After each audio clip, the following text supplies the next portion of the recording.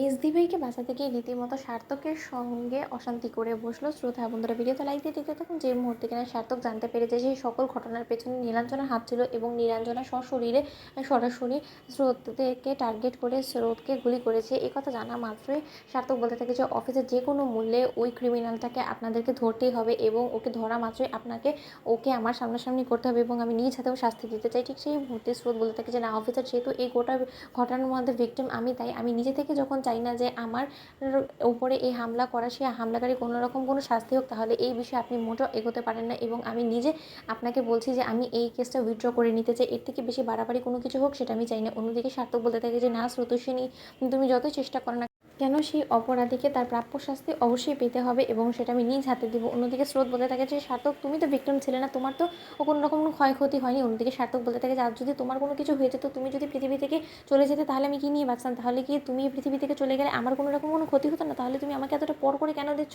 স্রোত, তুমি কিন্তু বড্ড বেশি স্বার্থপর হয়ে যাচ্ছ। তুমি তোমার মেজদি ভাইয়ের মতন একটা দাগি আসামিকে বাঁচাতে গিয়ে তুমি কিন্তু এবার আমার সঙ্গে তর্কে জড়িয়ে পড়ছো এবং আমাদের মধ্যে অশান্তি সৃষ্টি করে কী লাভ হবে বলো তো? অন্যদিকে স্রোত বলতে থাকে যে শুধু শুধু অহেতুক অশান্তি চেষ্টা তো সার্থক তুমি ক্রমাগতভাবে করে যাচ্ছ। আমি তো একবারও তোমাকে বলিনি যে আমার সঙ্গে অশান্তি করো। তাহলে আমি যখন নিজ ইচ্ছায় আমি এই কেসটা উইথড্র করে নিতে চাইছি, সেখানে তুমি কেন আমাকে বারবার করে বাধা দিচ্ছ? বাপি, তুমিই বলো না। অন্যদিকে সার্থকের বাপি বলতে থাকে যে সার্থক, স্রোত, তোমরা দুজনেই শান্ত হয়ে যাও এবং স্রোত, তোকে আমি একটা কথা বলে দিচ্ছি, তোর দিদিভাইয়ের সঙ্গে ঠিক কী কী ঘটনা এই মেয়েটা ঘটিয়ে রেখেছে সেটা নিশ্চয়ই তুই খুব ভালোভাবে অবগত আছিস এবং সেসব কিছু জানা সত্ত্বেও তুই কেন বারবার করে এই মেয়েটাকে প্রশ্রয় দিয়ে যাচ্ছিস সেটা তো আমি বুঝতে পারছি না। আগে তো দেখেছি যে তুই রীতিমতো তোর মেজদি ভাইয়ের বিরুদ্ধে ছিলিস, কিন্তু এখন এর মাঝখানে হঠাৎ এমন কী হয়ে গেল? এত মাস কেটে যাওয়ার পর কি তুই তোর মেজদি ভাইয়ের অতীত জীবন সম্পর্কে সব কিছু ভুলে গেলি?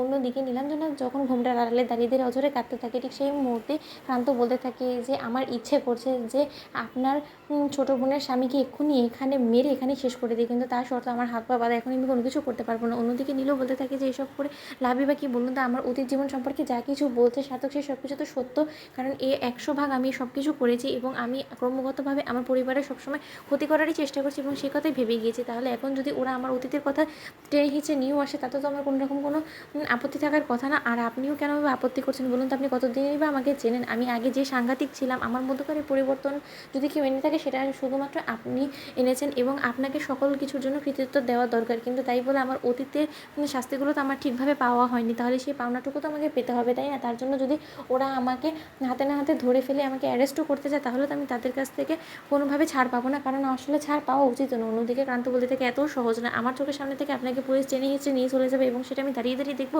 সেরকমটা কোনোভাবেই হতে দেওয়া যায় না। এবং আমিও তো কম অপরাধ করিনি, কিন্তু তার শর্ত তো আমি কোনোদিনও পুলিশের হাতে ধরা পড়িনি। তাহলে আপনি কেনভাবে পড়তে যাবেন বলুন তো? তো বন্ধুরা, লাইক এবং শেয়ার করে সাবস্ক্রাইব করতে ভুলুন না।